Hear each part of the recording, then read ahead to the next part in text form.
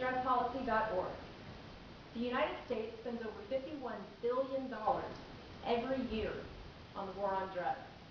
And according to CNBC.com, marijuana is the United States' largest cash crop, a $36 billion a year industry. That's bigger than corn and wheat combined.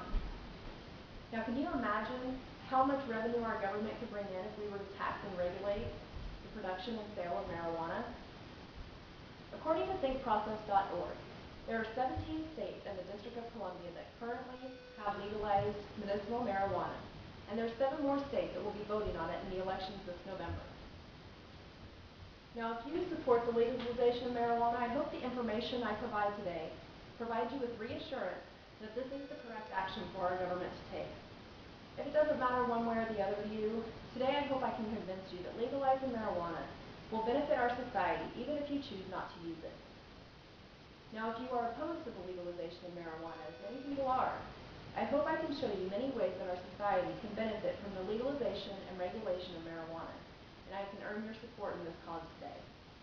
Now, marijuana is actually safer than alcohol and cigarettes, which are legal and regulated, and it has less harmful side effects on our health and our society. And prohibition simply has failed.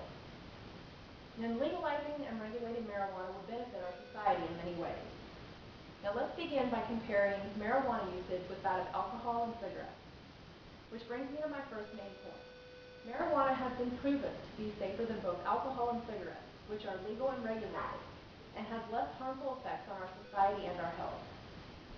Now, according to the Center for Disease Control at cdc.gov, there are more deaths every year from tobacco use than from HIV, illegal drug use, alcohol, motor vehicle injuries, suicides, and murders combined. And according to the National Highway Traffic Safety Administration, 32,885 people died in traffic accidents in the United States in 2010. Of those, 10,000 were related to drunk driving accidents. That's nearly 31%. As you can see, alcohol and cigarettes are detrimental to our society. Marijuana is not lethal. It's a scientific fact that marijuana is not toxic to humans. There is no existing evidence of anyone ever dying from marijuana overdose, as opposed to alcohol, which claims over 5,000 lives annually from alcohol overdose. And it's not nearly as addictive as alcohol or cigarettes. Now, alcohol and cigarettes, as we all know, have very harmful effects on our health. Marijuana actually has helpful side effects. As we know, alcohol causes liver disease, alcohol poisoning, violence, miscarriage, cardiovascular disease, and cancer, according to the CDC.gov. And cigarettes, as we all know, is the leading cause of lung cancer. Marijuana actually relieves symptoms people face, such as pain and nausea and vomiting. A lot of cancer patients that have to go through chemotherapy that have these side effects have found relief in marijuana. And there is no proven evidence that marijuana causes any long-term negative side effects. Now that we've compared the effects of marijuana, alcohol, and cigarettes, let's look at how marijuana prohibition has failed, just like alcohol prohibition had failed in the early 1900s. Now this brings me to my second main point. Marijuana prohibition has failed. According to MPT.org, approximately 95 to 100 million Americans admitted to trying marijuana, and nearly 15 million admitted to using it within the past month. Now, our government has tried to impose criminal penalties for over 75 years to prevent the use of marijuana. Yet, approximately 25 million people still use it annually.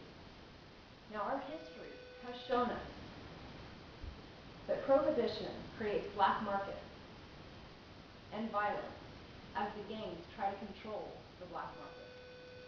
Now, we all know what's going on down in Mexico with the drug cartels and the wars. The Mexican cartels actually make the majority of their profits in the United States, and the resulting violence is tragic.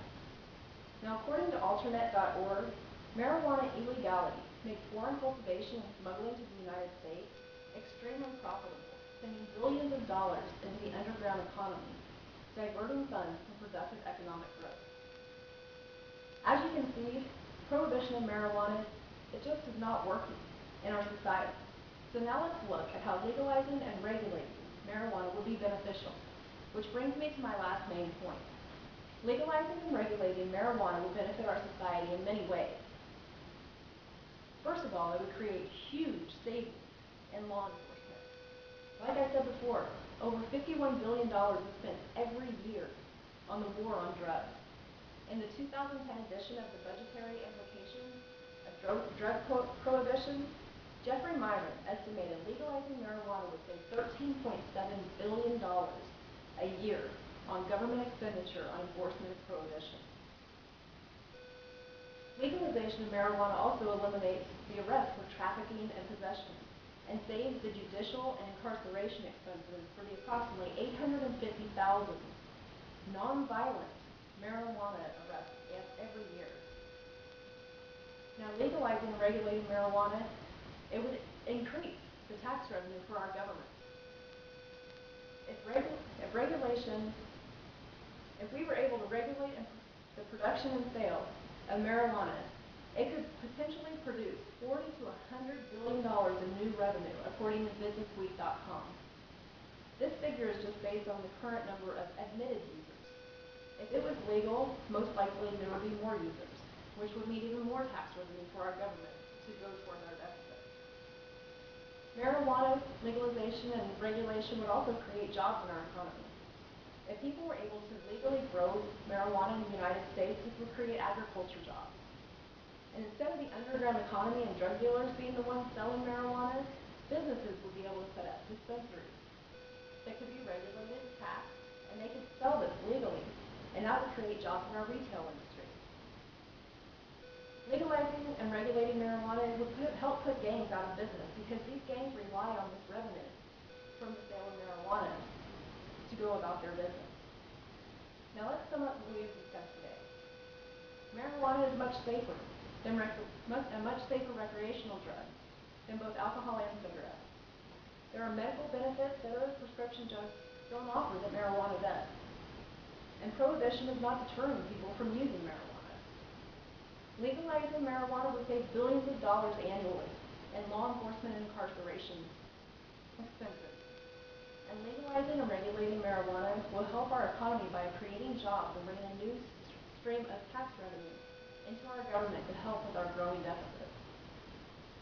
Now, if you are already a supporter of legalizing marijuana, I hope the information I've provided to you today reinforces your belief that marijuana should be legalized and gives you the extra knowledge to spread that knowledge, to spread the word, and convince other people that this is the route to go. If you were indifferent before we spoke today, I hope that I've provided you with some valuable information that shows legalizing marijuana will benefit our society, and you will choose to support this cause. If you were opposed to the legalization of marijuana, I hope I have brought new light to this subject, and you realize that marijuana is not the big green monster that our society has made it out to be, and it can benefit our society in many ways. And last, I want to leave saying, just as with alcohol and cigarettes, just because marijuana will be legal does not mean that you have to use it. But for those of your fellow citizens that would prefer a safer recreational drug choice, and for those people who need it for medicinal purposes, I hope you will choose to support legalizing and regulating